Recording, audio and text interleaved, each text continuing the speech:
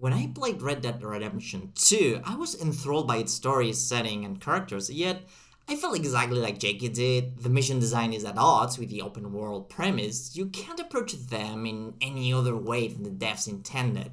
I even had more problems with it. The realistic movement with heavy inertia made the combat quite clunky and rough, and the game's quite easy without an option to increase the difficulty. However, Arthur Morgan lives rent-free in my head, with his own rustic home in the middle of my hippocampus. Quite literally, I mean, the hippocampus is where memories lie in the brain. Anyway, see, I used to have a Red Dead 2 review in this channel that was quite negative, and some months ago I decided to unlist it. When rewatching it, I felt that I wasn't relaying just how impactful it was to me, and I rather focused on damn things like its performance. I still agree with my past self in regards to the mission design and a lot of stuff Jakey talked about in his own review, but the reason his critique style not only isn't outdated, but the way to go, is that it felt like I wasn't letting people enjoy things, whereas Jakey respects video games in a way that allows him to also point out their flaws or whatever he doesn't like without doing that. Take Silksong. It's perfectly fine to not like that the devs troll you with that fake bench that makes you take damage. Hell, it killed me and I had to go through the whole level again. It's fine to dislike boss runbacks. I have hundreds of hours in Dark Souls 2, and I still don't like running back to both Smelter Demon fights, but it's still an amazing game, and there's tens of thousands of people that adore it. How to point out that you don't like those things without intentionally trying to piss people off? There's another aspect to critiques that seriously harms their value. Very polarized opinions. See, in this world of permanently online people that live in algorithmically based social media, polarized opinions really make people talk.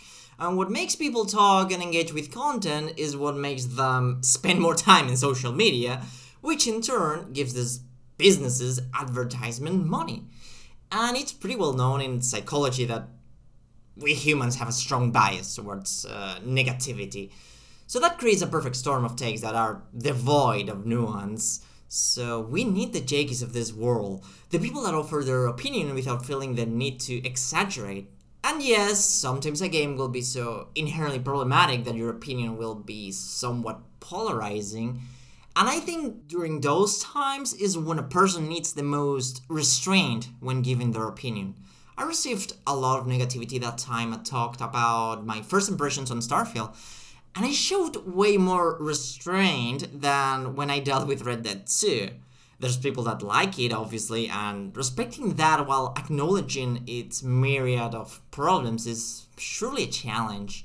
And I'm obviously talking about most normal people, not the ones that told me that I didn't like it because I was a Sony pony or whatever. It's no secret, if you know me, that I'm a fan of the Remnant games, and there's tons of videos out online about builds, about what's viable or not, and there's some very negative stuff out there. Yet, I always come back to Rai Harpy's videos because he doesn't exaggerate.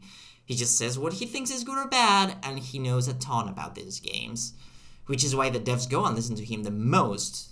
It's an impossible task to make changes in the world when you go around shouting at people. It doesn't work. And the reverse situation is also true. I absolutely adore Expedition 33. To me, it's the best turn-based RPG ever made, and the quality of its writing is not unlike classics like Hamlet. But there's people that will be talking negatively about it in some way, and that's okay. That's how things should be.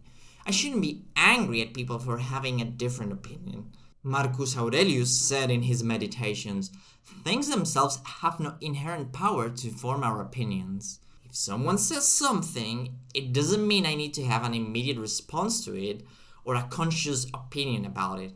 This doesn't mean you can't discuss stuff with people. Obviously, human connection is important, and there's a reason I have a YouTube channel.